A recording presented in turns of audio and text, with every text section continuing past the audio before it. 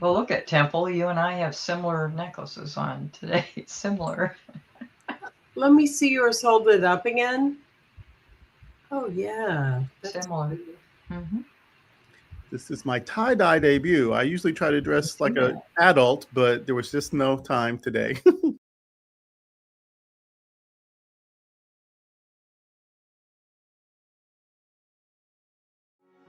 New Thought Media Network is excited to present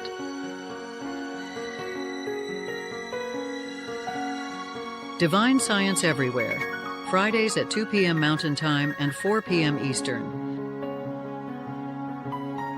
Come explore a modern experience of divine science with Reverend Joy Fletcher, Reverend Jeff Radcliffe, and Bishop Durrell Watkins. Join us as we open our eyes to divine science everywhere we look. Fridays on New Thought Media Network. Welcome to Divine Science Everywhere. This is our 18th episode. That's awesome. Mhm.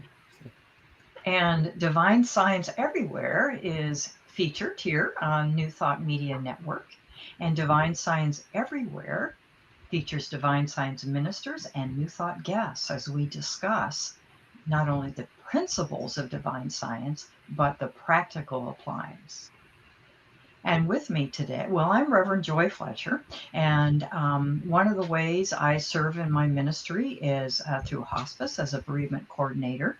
And I also am the president of Divine Science Ministers Association, and I'm a member of a bunch of other things too, as our guests and our other panelists are too.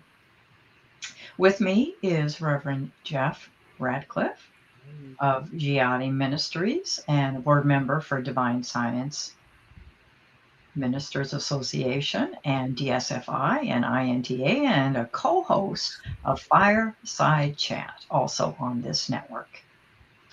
And also with us is Bishop Durrell Watkins, the senior minister of Sunshine Cathedral and the president of Divine Science Federation International. And he's part of the social justice wing of New Thought.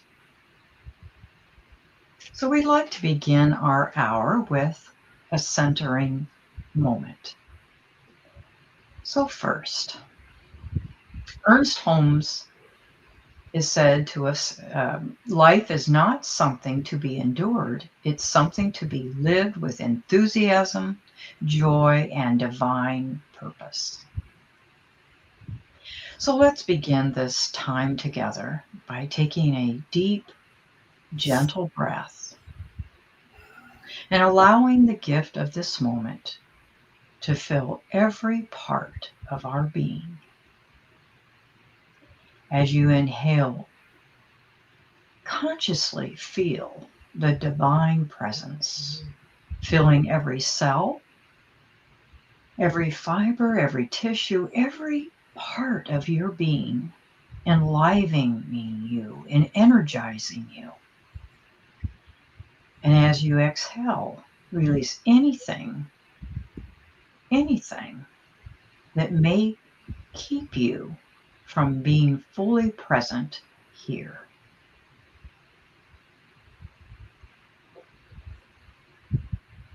In divine science, we understand that life is not merely the time between birth and death. It is the conscious, creative expression of spirit through us. It is the choice to awaken, to embrace our days with curiosity, courage, and joy.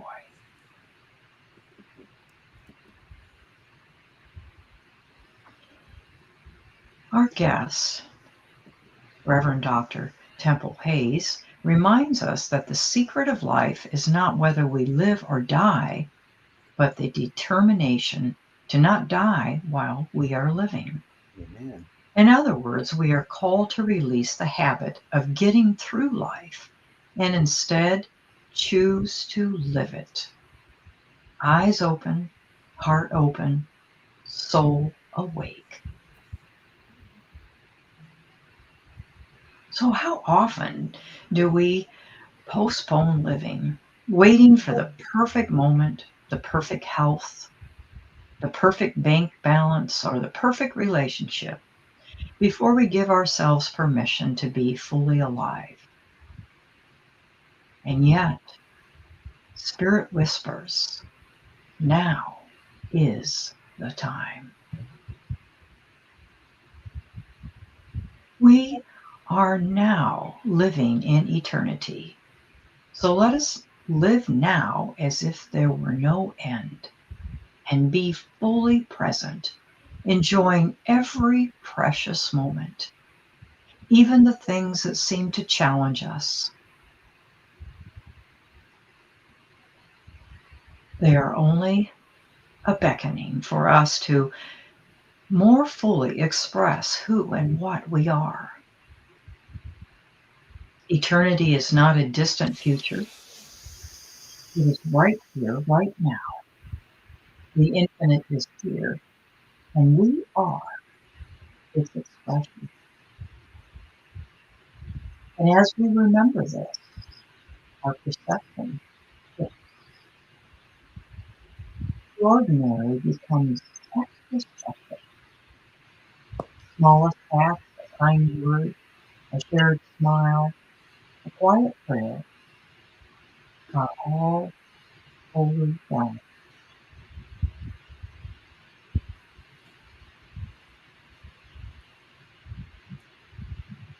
Imagine now that the sun is warm on your face, a soft breeze carrying the fragrance of your favorite flower.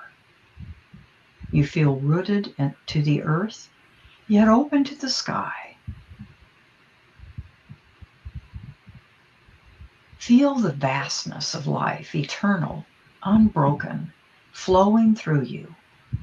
And in this moment, you know you are not separate from your source, from God, from the divine. You're at one with life itself, expressing uniquely as you. Feel into this truth. You are a living, breathing miracle.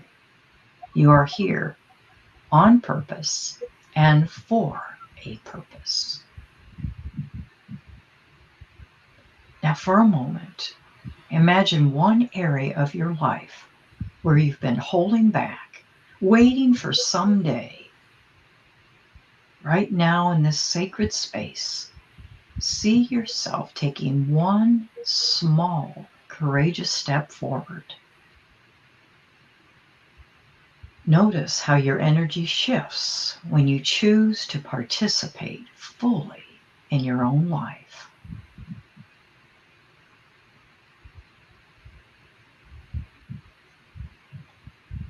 Let yourself anchor in this knowing. Being alive is not about perfection. It's about participation. It's about showing up in each moment, willing to be present, willing to love, willing to create. So now, friends, imagine these words as your words. I am alive with divine purpose. I awaken to the fullness of life. And so it is. And so it is. So it is. Thank you for sharing this time of centering with me and with all of us. And now, Bishop Durrell. Yeah, before we get into some lively conversation with our fabulous guest, and you've probably seen her on the internet or at conferences, or if you've on my page very often, you'll see her quotes because she puts out these wonderful memes, and I just steal them, and use them. So, but we're going to hear from her directly in a bit. But first, we always do a little bit of history. A lot of times we know Michael Beckwith, we know Oprah, we remember Wayne Dyer, we remember Louise Hay, but there's a whole tradition before. There's over a century of, well over a century, almost a century and a half now, of this healing philosophy, this way of thinking that can improve, can change, can influence almost every aspect of your life. And we call it new. The Greeks knew it, the Hebrews knew it, the Egyptians knew it, but we in the U.S. just rediscovered it and re-employed it in the 19th century. So we called it new, but it's not new. So anyway, we these New Thought luminaries, we just like to remind you, we rarely ever mention someone from now because you probably know them. You can follow them on Facebook, but we do want you to know some of our history. So today, I want to tell you about someone. Unless you're really sort of a student and a longtime student, this you may not know, but a person called Mildred Mann. She was born in 1904 and lived until 1971. Now, what is interesting to me about Mildred Mann is that she was personally mentored by Emmett Fox. Now, we have some very sophisticated, very formal, very organized schools now, ministerial schools, and you take courses and you pass tests and you do internships, and that's good. That's good. But once upon a time, and this include things like pharmacy and law, everything, apprenticeship and mentoring was how people learned a lot of things, most things. And so in that way of doing things, Mildred Mann was educated by Emmett Fox. Can you even imagine? Like that's how you learned metaphysics, was from Emmett Fox, and mentored, not like in a group of students, but mentored according to what you needed and to what where you were in the moment. And that just must have been amazing. So and in that same sort of lineage, New Thought author Alan C. Anderson, I got to spend some time with him before he made his transition. He it is believed, created the first New Thought website. It was very rudimentary by today's standards, but it had information you couldn't get anywhere else. And it was the first one. He had a PhD in philosophy from Boston University and wrote his dissertation about New Thought, the history of New Thought. So he sort of, I don't know if you'd say discover or founded, but what he called process New Thought, borrowing from process philosophy and process theology, but applied that to New Thought. And it was very fascinating. Whitehead meets Fillmore, you know what I mean? So he was really brilliant. And in his elder years was so nice to some newcomers like me at the time. And he was just fascinating. Well, he studied with Mildred Mann. So he's like the spiritual grandson of Emmett Fox. So yes, Mildred studied with Emmett, and Anderson studied with Mildred. She became the founder of the Society of Religious Pragmatism, and that was later reorganized as the Society of Pragmatic Mysticism. And that was a school of thought, just like Church of Truth or Home of Truth or Divine Science or Agape. It was a thing like that. And she was the founder of it. And the teachings of that society were based on the practice of the presence of God in daily life.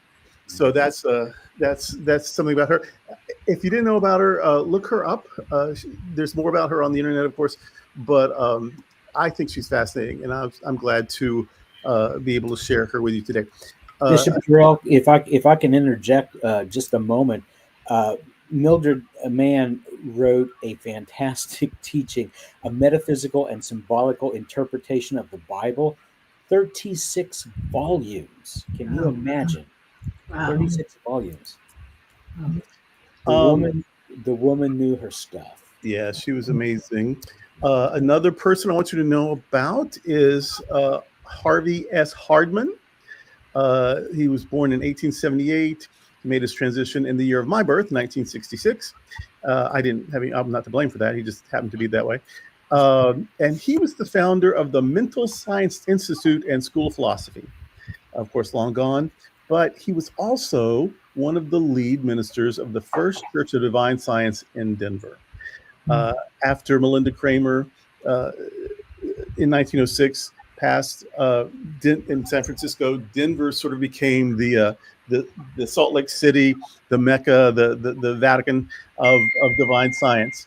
And so, and he was one of the ministers there, as well as a founder of his own center. There are two others. One is you may not have heard of, but you've heard of her nephew, and that is Ruth Hamink Carr. Ruth Hamink Carr was the aunt of Will Mercer, who has written several books, 3 or 4 textbooks on New Thought history, as particularly divine science. And he is a divine science minister and a lawyer and a realtor. And he is still with us, but his aunt, who lived to be about 99, I think, is not. She was a New Thought lifer, raised in Unity, but then became a divine science minister, and was active in her church, I think, in Illinois until the very end.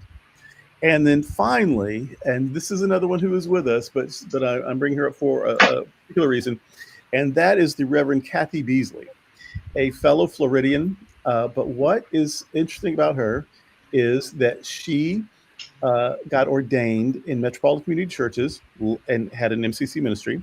She then got ordained in Unity, a graduate of the Unity School of Urban Ministry in Detroit, and had Unity ministry, then got ordained in the Centers for Spiritual Living, and I believe had an interim ministry in that, and I think it's back with Unity now, and was a keynote speaker at one of our Divine Science conferences and became ordained in Divine Science. So she holds four ordination credentials, 3 of them in New Thought. And the reason she came to mind at all is because it was recently her birthday. So she is every kind of New Thought you can be right now, and including divine science. And so happy birthday to her, our good friend Kathy Beasley. So those are the people that I have for you today. All fascinating. 2 of them still among us, or one of them, her nephew, is still with us, and then Kathy's still with us. That's unusual that we bring in the living, but you don't tell me what to do.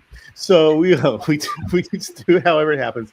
And that's a little bit of history for today. Now, before we get into our amazing conversation with our fabulous guests, we do need to do a little bit of business. So here's a brief break. We are Divine Science Everywhere on the New Thought Media Network.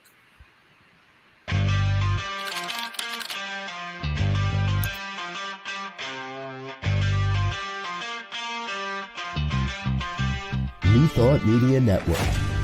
We are a global broadcast network of positive music, media, and entertainment, inspiring humanity's evolution along the journey of enlightenment and creating a world of love, peace, empowerment, and prosperity for all.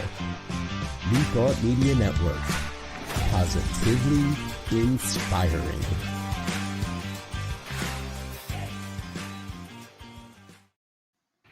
Wow, welcome back. It is such a great honor to be here with my 2 co-hosts and our wonderful guests.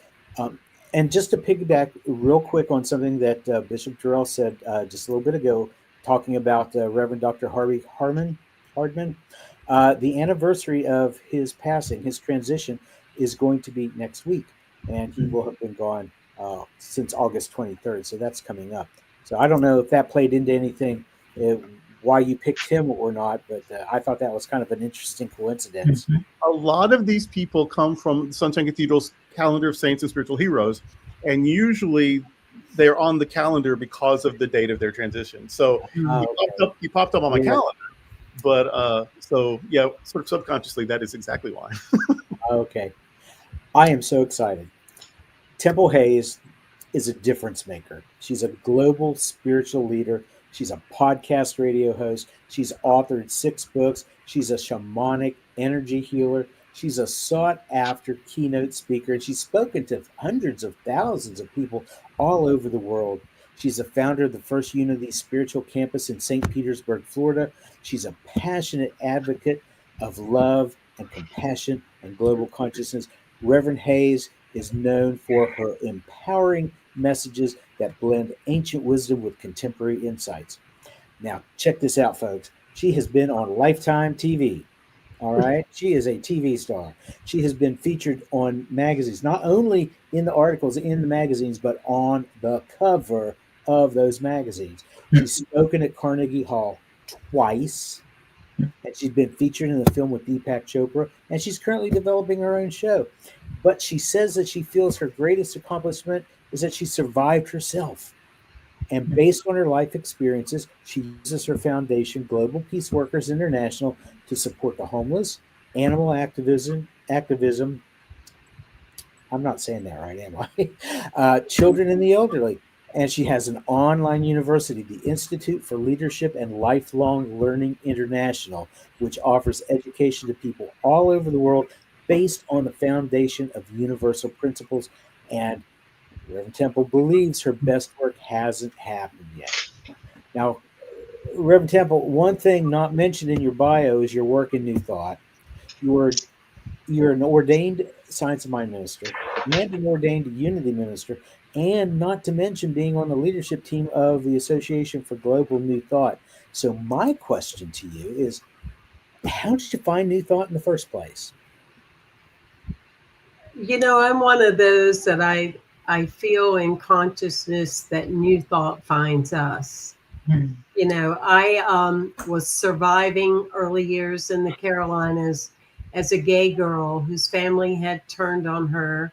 And I thought, I can't be a mistake. I was connected to God. Just send me something. So I was delayed going to college, ended up at Michelin Tire with French people. And they were spiritual instead of religious with boxes. And a person started bringing me books. It was the weirdest thing. His last name was Bliss. And we're still friends to this day.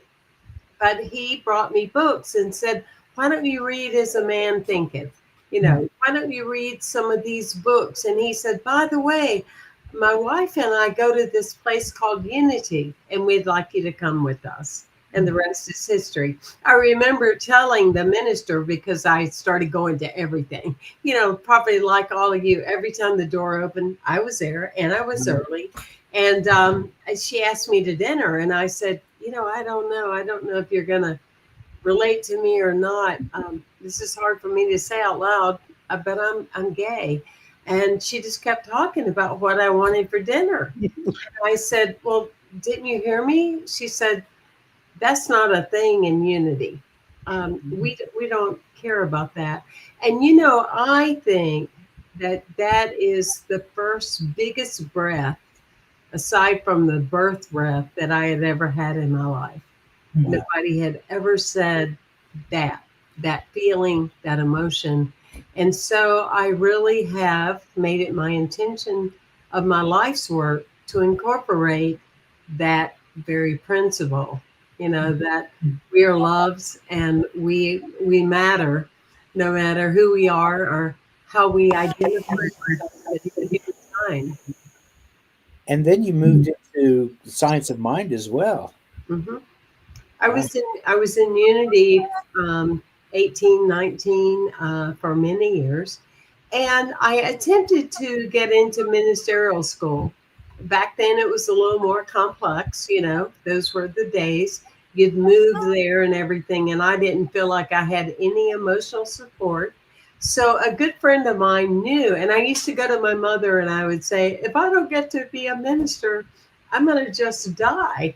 Know what I was in for, you know what I mean? But I really wanted it. I really desired it. And so a dear friend of mine moved to Fort Lauderdale in Darrell's backyard. And they were in Wilton Manors at the time. Dr. Bill Tolliver, one of the hardest, toughest teachers I ever met in New Thought. And she said, you can study ministry here. And we'd love you to move here from the Carolinas. You can work with our company. And the rest is history. So I did, and I studied there and went on with religious science for a number of years. Yes. And then eventually found yourself as one of the leaders on the Association for Global New Thought. That is just amazing. You must vision for yourself some really spectacular things, because you have accomplished a lot of spectacular things. Well, thank you, Jeff. I really appreciate that. I just feel, that we all show up with intention and an open heart, and we do the best we can, to be difference makers. And Mhm. it just happened by, what do we say? Yes, my own knowing or longing, or happenstance, as well as determination, and I don't.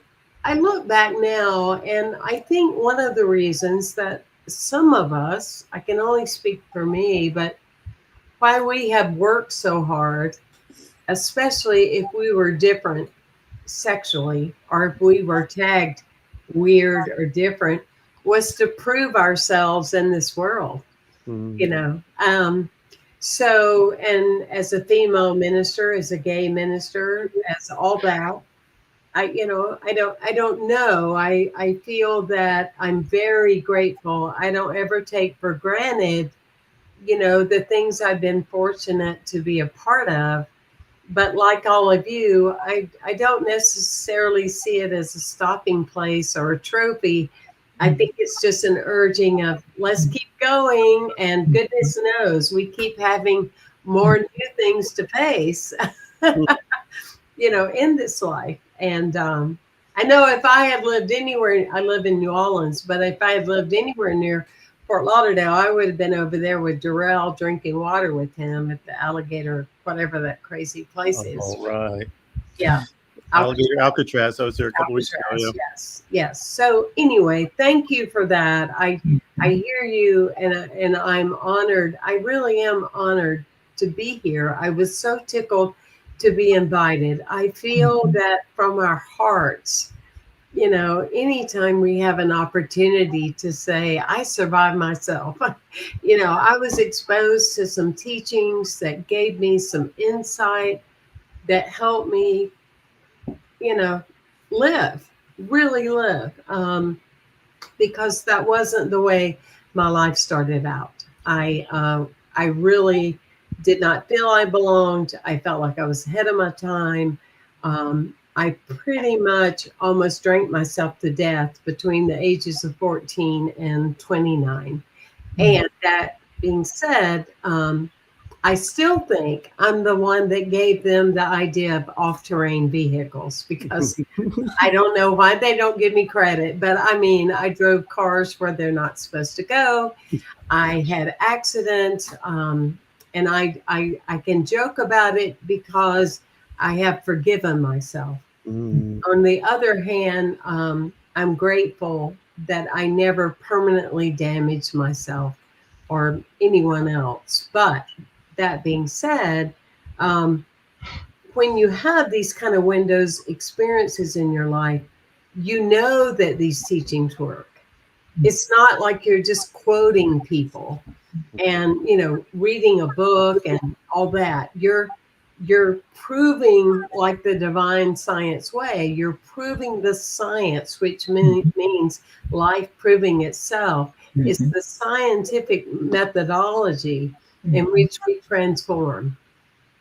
Well, and one final thought for me before I pass the torch on to someone else. You survived yourself.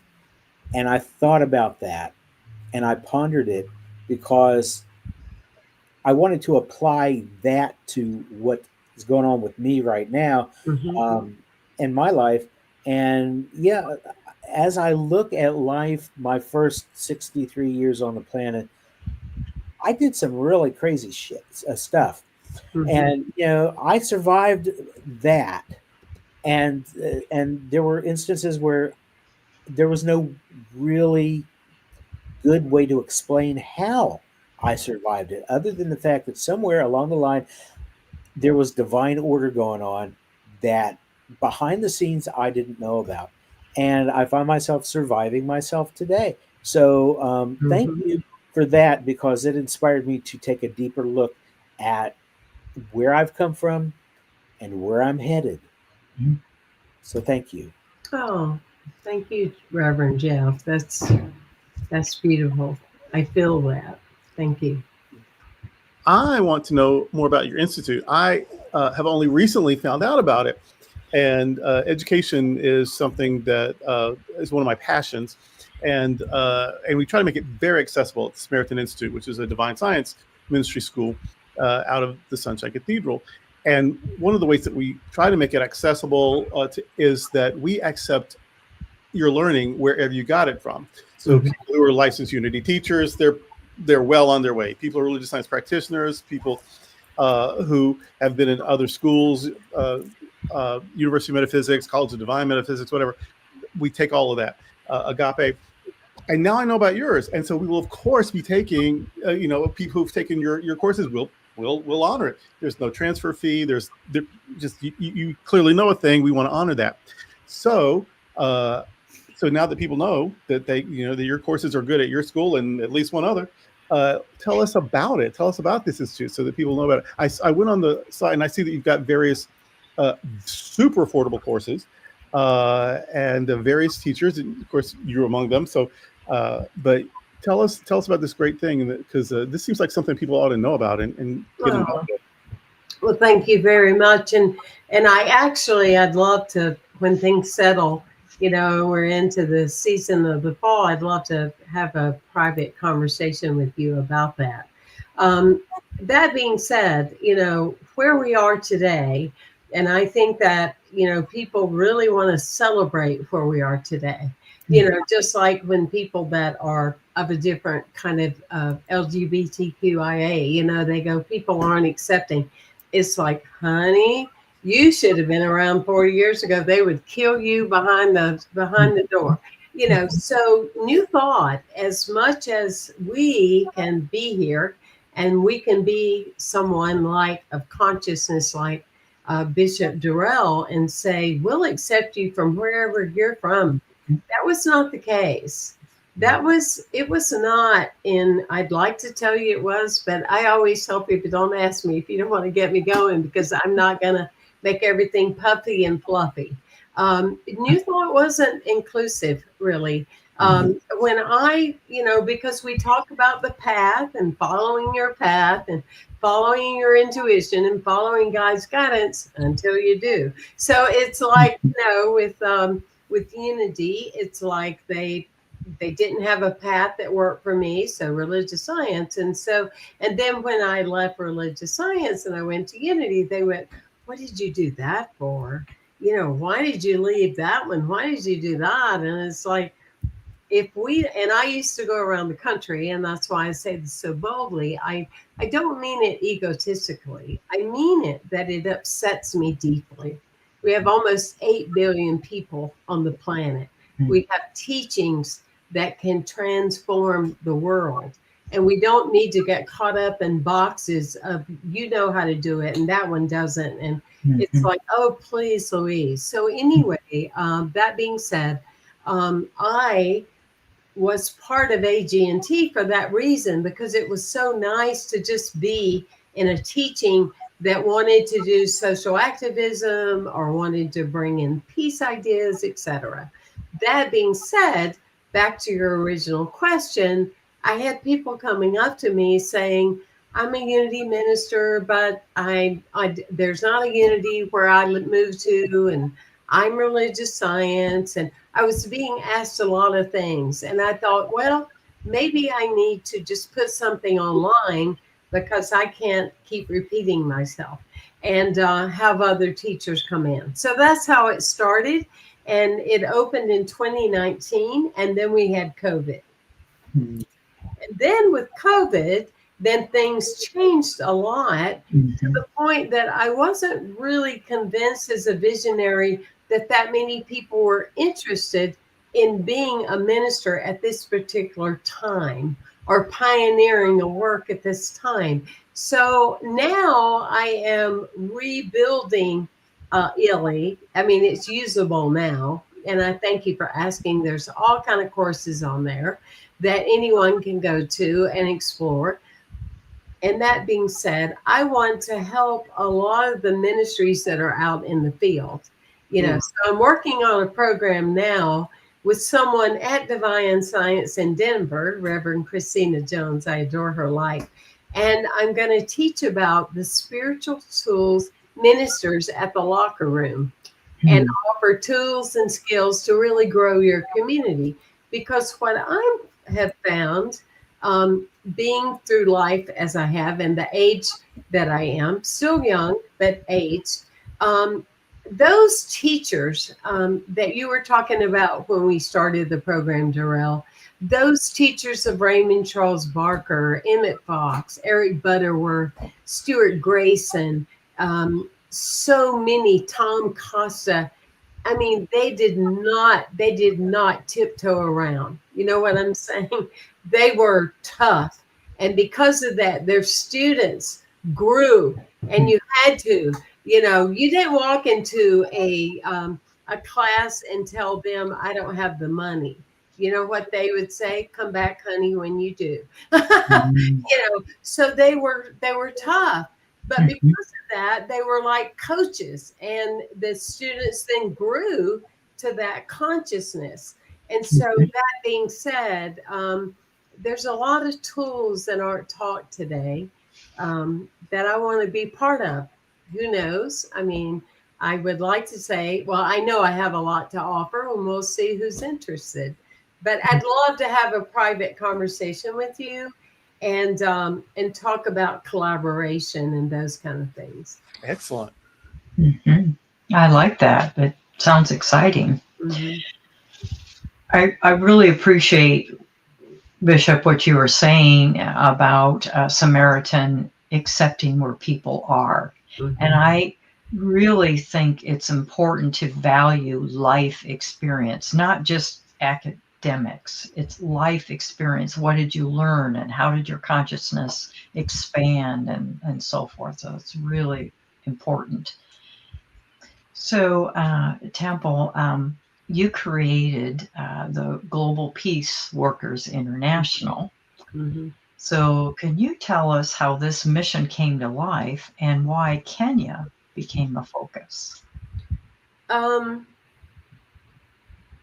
2007, 2008, I went to Omega Institute. It was a program called Women, Peace, and Power. And I called my friend and I said, this is not feminist, is it? Because I love men. I'm not married to one, but I love them. And she went, oh, no, that's not what it is. I was blown away. It was like 800 people. It was 6 Nobel Peace Laureates. It was Jane Fonda, Betty Washington, a lot of big names that use their name to make a difference.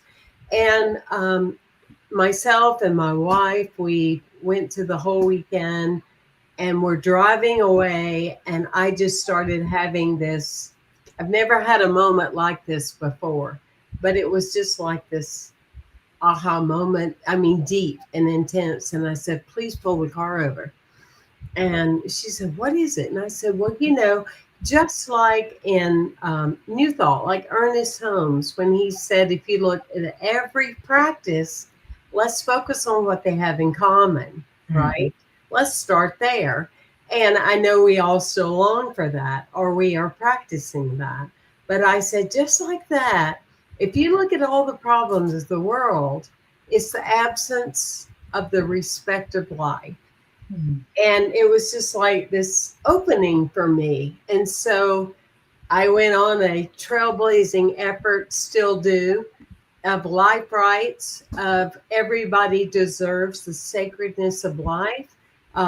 Definitely humans, but then animals, and you know, all of that. And people say to me, well, I don't want to be a vegan. I go, well, you know, nobody's asking you to do that, but just take in the sacredness that life mattered. And we become this mass production of a lot of things. And I won't get into that. That's a 2-hour show. But that being said, the point is that that's been my mission, and I've been doing it for all those years, in whatever way it shows up. And I'm not a trend seeker. You know what I mean? I like to respond to what keeps knocking on my door. And so I've supported different programs, seniors programs. When I say I, the organization, animals, and from simple to profound. You know, you can have animal adoption right in your spiritual community. It's the best thing ever. You attract all these new people. They haven't been to your church, but they hear you got a famous Chihuahua. They'll come. You know, we did that for many years. We teach the children. It's it's all that. It's the domino effect. And out of the blue, I've worked with Haiti, a school in Haiti, with this woman in St. Petersburg. And this guy wrote me from Kenya about 3 years ago, and he started following my work. And I do posters because that's what I loved when I was growing up, Darrell. It's not because it's popular. It's not that people like them. I like them because that's those soundbite posters, memes, we call them now. They can be life-changing at the right time. They help me, and they never get old. But I didn't do it because, Beckwith does it. I do it because I've always done it because I've always loved them. But he started following my work and wanted me to fly to Kenya and teach. And I just got on the phone with him, and I just loved him. And I said, I can't just jump on a plane and go to Africa. There's places I'm not welcome there. And by the way, your religiosity, I'm happy for you, but that isn't where I fit. Mm-hmm. But if we can fit where we fit, the rest is history. So for about 3 years, I've been working with him, letting him take all the courses on ILI for free, the Village for free. It's always been my international dream that we can let people in other countries that cannot afford to get access to empowerment and learning and those kind of things. So, yeah, it's been a love affair, but that's how that happened. It was just organic. Mm-hmm. Wonderful. Thank you. Thank you. Very nice. Yes. I will tell. I have a personal story that nobody knows I'm going to do this, but at a year or two ago at INTA, it was in Missouri. It was at Unity Village. Beautiful place, spiritual energy, so powerful. I love it every time I ever go there. I was speaking, and you were there, Joy, and our friend from and for some reason I was unusually emotional. I don't wear my feelings on my sleeve, and I was so raw for some reason. And so anyway, I'm just like not even trying to hide it. I'm not even able to hide it. I think of a sad thought, and then I'm clearly expressing sadness. But no one seemed to be super judgy about it or thought I was, off my meds or whatever.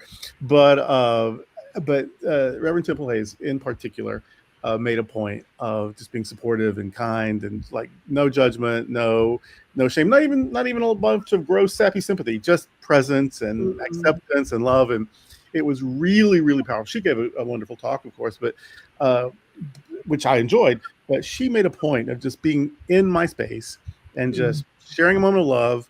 I don't remember what she said, but I remember she gave, and it was her authenticity and her care. And so take the classes, read the books, hear the talks. She's amazing, but it comes from a place of real authenticity, like that she's sharing with you who she is. And that's a very healing, powerful presence. Well, thank you, Darrell. I know that we all have personal missions, and mine has always been that to live the book more so than what I wrote. You know what I mean? Because I have met people and discerning. I think it's okay to discern, and I don't think everything is judgmental.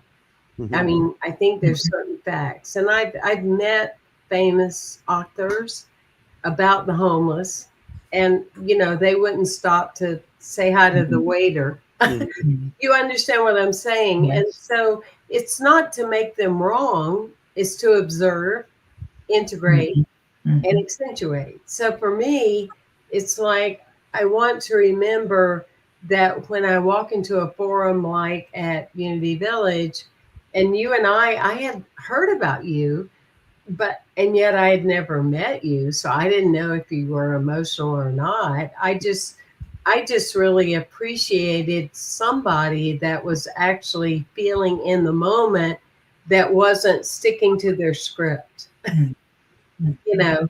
And when we stick to our script, we are surrounded by scripted people. Mm. So I just love the fact that you were just in the flow of everything, and it just touched my heart so much. I was very moved by that, and was so glad I came and that happened actually.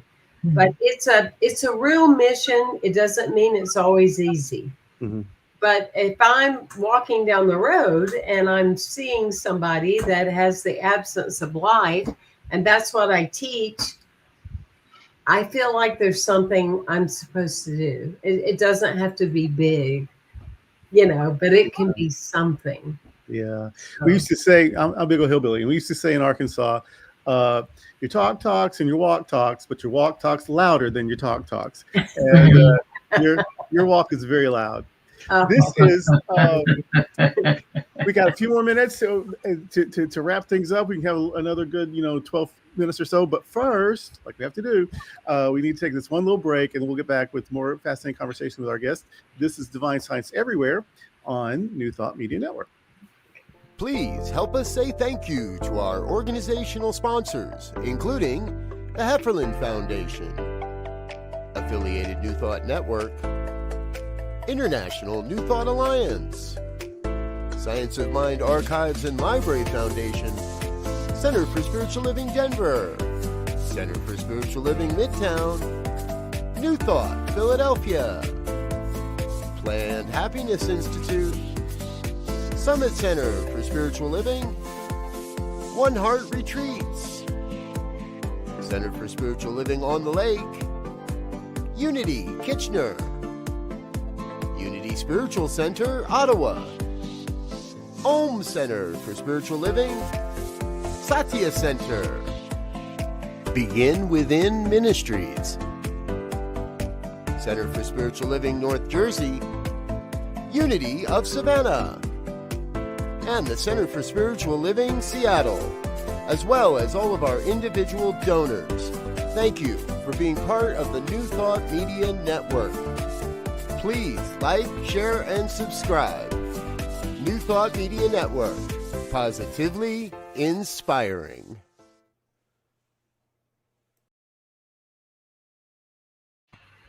Welcome back. If So you Temple, go ahead. I Reverend Jim. was just going to say, we have talked about a lot of the different things that you have done. Talk a little bit, if you wouldn't mind, about the shamanic aspect of your ministry, being a shamanic practitioner. that was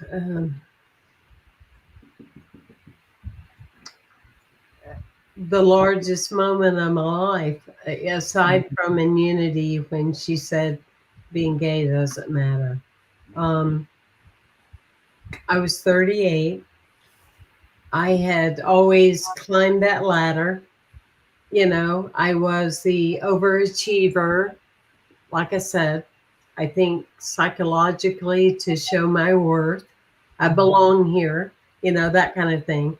It's not good or bad. I'm just saying that was the driver. I played in the band, president of the student body. I was the mascot. I played 2 instruments in the band. I played softball and I played basketball. Hello, when did I sleep? I don't know. And so I went like that, just climb, prove, go, go, all good, wonderful experiences.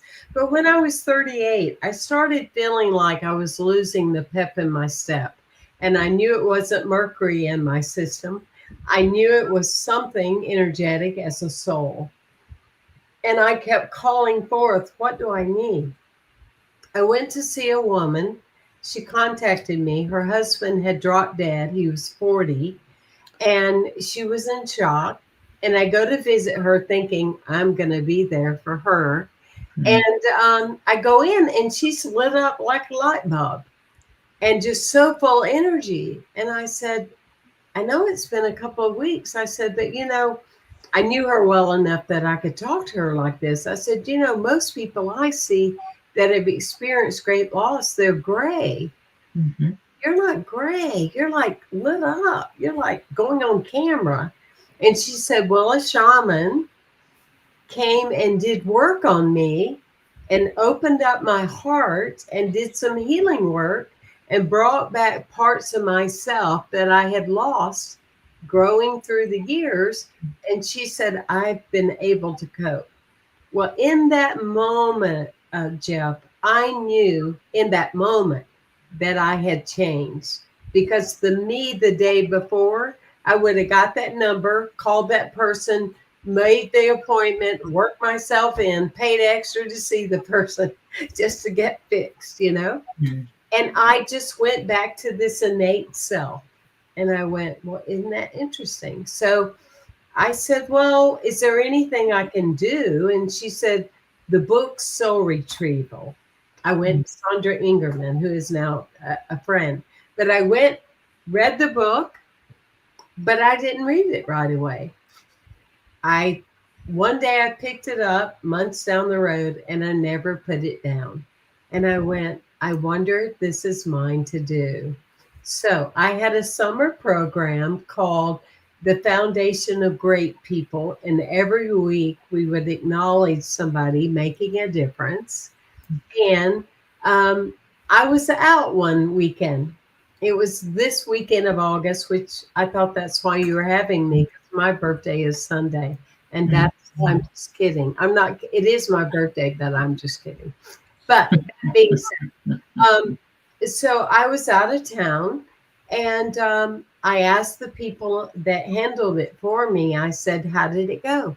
And they said, oh, it went wonderful. We invited a woman, she does shamanism and soul retrieval. And she came and she spoke and it was great. And I said, give me her number. So I called her up. On my way, she invited me to dinner right away. I didn't know her. It wasn't the same lady I was telling you about previously. And I said, I want to know more. And she said, come to dinner. On my way to her house, I get the message she's to be my teacher. On the way to her house, she got the message that I was the reason she moved from Canada to Florida, was to teach me. And I studied with her for 10 years. And my soul was retrieved. A lot of that injury from childhood was restored. And thus that became my work. When did you die? How to wake up, how to not die while you're living. It all is like that for all of us. I think that's the message, is that, we just keep going with what we are shape shifting. Yes. But that's the quickest way I know to tell you. But it has been an amazing journey. And I don't know how I would have managed a large community at the time and the years I did back then had I not had the training that I did. Mhm. It seems like Fascinating. it seems that a lot of the people I admire most in New Thought history and currently, that they weren't just one thing. You know what I mean? That Ernest Holmes was ordained divine science. He started Science of Mind. He studied with his brother, who was a Congregationalist. He did a lot of Independent State of Christian Science. He was all of these things. And then Fenwick Holmes was a divine scientist, and he helped Holmes with religious science, and then he helped with Seiko Noe. Albert Grier, who started Church of Truth, actually then led a divine science church in New York. It's like all the great people are bigger than any one thing. Yes. And so here's this person who's unity and science of mind and shaman, and it just seems like that when I think of New Thought, that's what I think of. I don't think of UFBL and Agape. I think of things that include UFBL and Agape. You know what I mean? That it's all of it, and I love people who represent that. Yes. Yeah, and Yes. shamanism was the original founders of Earth itself. and they probably could, if they taught a course, it would look very similar to divine science and unity and religious science or CSL. It would look the same because it was about holiness, it was about healing. And a shaman is a holy person of a tribe. I'm sorry, I think that sounds like ministry or spiritual leader, and but what I love, the story I love the most was back in the day before there was internet and a lot of world travelers that transform knowledge. They all practice the same things. That is so cool to me. Throughout the world, they all practiced in similar ways without never having spoken to each other. And that's divine innate intuition. And that's just a real turn on to me. Absolutely. And it's divine science everywhere. Divine science everywhere. Yes, it is. Expressed. Yes. Yes, and expression. Well, unfortunately, fortunately, I mean, the hours pass by so quickly, and we're drawing to a close due to time constraints. Really appreciate that you're with us today, and I want to say in advance, happy birthday on Sunday. Thank you. And thank you for joining us. And in future weeks, well, actually, next week, I'm the featured guest, I guess. I'll be talking about my 5 generations of new thought and spiritual teachings.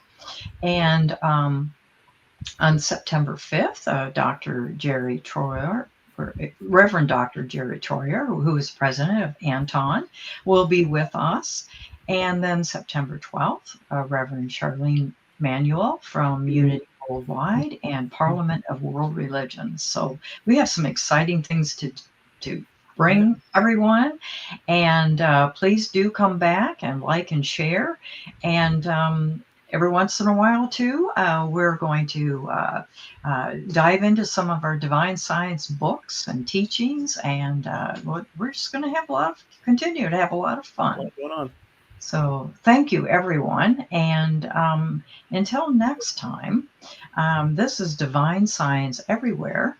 And remember that means God is in all, through all, as all. Until next time, this is New Thought Media Network.